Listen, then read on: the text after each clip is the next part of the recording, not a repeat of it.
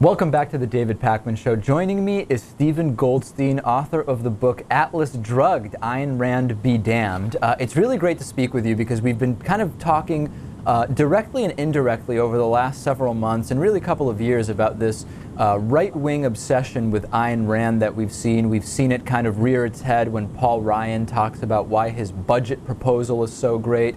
We see it come up a number of different ways. Let's start with, how did this obsession with Ayn Rand begin among the American right? Well, actually, it has a history that goes back over 50 years.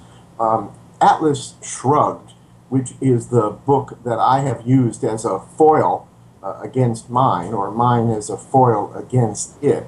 Atlas Shrugged was published in the United States in the late 1950s. And if you go back, if you lived then or know anything about the time then, it was a time of the Cold War, when anything that was anti-Soviet, anti-communist, anti-socialist resonated in this country.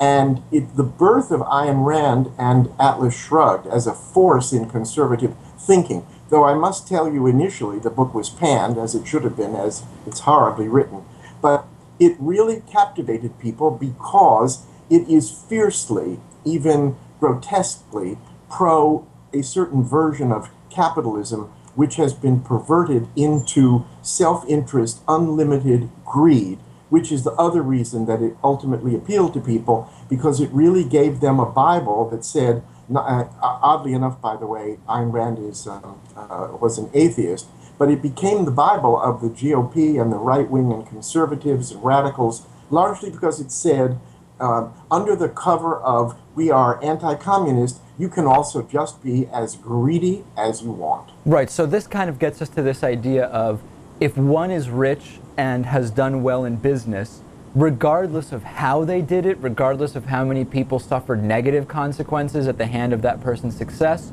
that is a successful person, that is someone that we want leading us, and that is a good person. Is that not basically the idea? Correct.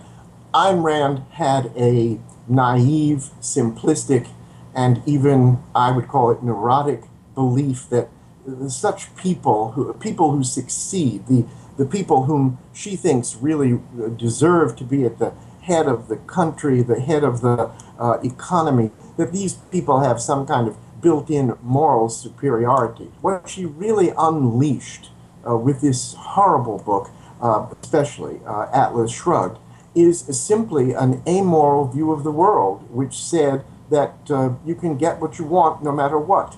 And that's what her characters do, and that's what people who feel empowered by her, that's how they proceed. They actually consider anybody who isn't successful and who would dare to think that the government could do anything, by the way, as what they call moochers, leeches, people who are the dregs of society, who really don't deserve anything because they're lazy and foul. So let's talk about modern political movements and how they are using or representing Randian thought. I mean, talk a little bit about the Tea Party specifically, that we've seen rise and arguably start to fall already over the last couple of years, and the connection there with Ayn Rand. Well, actually, this is a dovetailing. The Tea Party is a dovetailing with the Ayn Rand notion that government is bad. Government is an intrusive, overreaching force. And in this, of course, you hear back to the echoes of Ronald Reagan, who made government, as he said, the source of the problem, not the cause of the problem, not the solution. You got mail. And so what happens is this whole kind of fabric of anti-government, which we've heard now for well over 30 years, has really come to a head in the dismantling, slowly, of the entire social structure that has been there, really going back to FDR, going back before Teddy Roosevelt, and basically dismantling what we have now come to accept as the modern United States, which has a balance of individual initiative and social security, infrastructure that helps people. And this would all be wiped away in the Andean world, the Randian world. These are people who really want to do away with everything that we've taken now for granted as the United States government.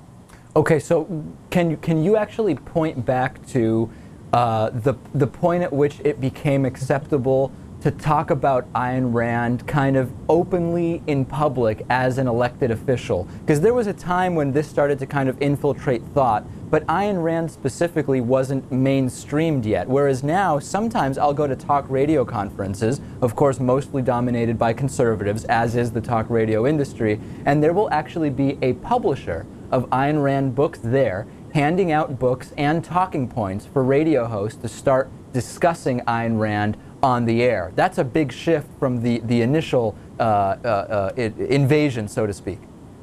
Well, I don't know if I can point to a single time when this changed. I would say that the climate for this kind of rhetoric to begin and to build really goes back to Ronald Reagan, because that's when small government is bad, that begins to emerge. And the big architect of this, Grover Norquist, who began to destroy government by getting people to pledge never to raise taxes, Grover Norquist was really given the go-ahead to do this by Ronald Reagan. Ronald Reagan encouraged him to start his anti-tax movement. To kind of tie this all together, these ideas, these basic ideas of so-called personal responsibility and of taking care of oneself and being entrepreneurial, etc., they've really been perverted into the modern day opposition of basic social policy. I mean, everything from just even having food stamps as something that exists to having some kind of a healthcare safety net. These Ayn Rand basic ideas have really been pulled out and now are being almost held hostage, aren't they, by Republicans to oppose modern social policy? If you want to get a model, if people want to understand what Ayn Rand can lead to, as I explained throughout Atlas Drugged, it's get a look at what happened to New Orleans when the government failed to exert any kind of constructive help for all of those countless people who wound up destitute. That's the image that people should have in mind. But it's not just as the result of a hurricane. It's no Medicare, no Medicaid, no Social Security, everything paid for point of purchase. It's what's behind privatization. It is the literal dismantling of this country into a series of private fiefdoms so you can pay for services and products just as though you were going to the grocery store. Forget any kind of social compact. It's a horror show. All right, we've been speaking with Stephen Goldstein. The book is Atlas Drugged, Ayn Rand Be Damned. Really a pleasure to speak with you. Thank you so much. Thank you.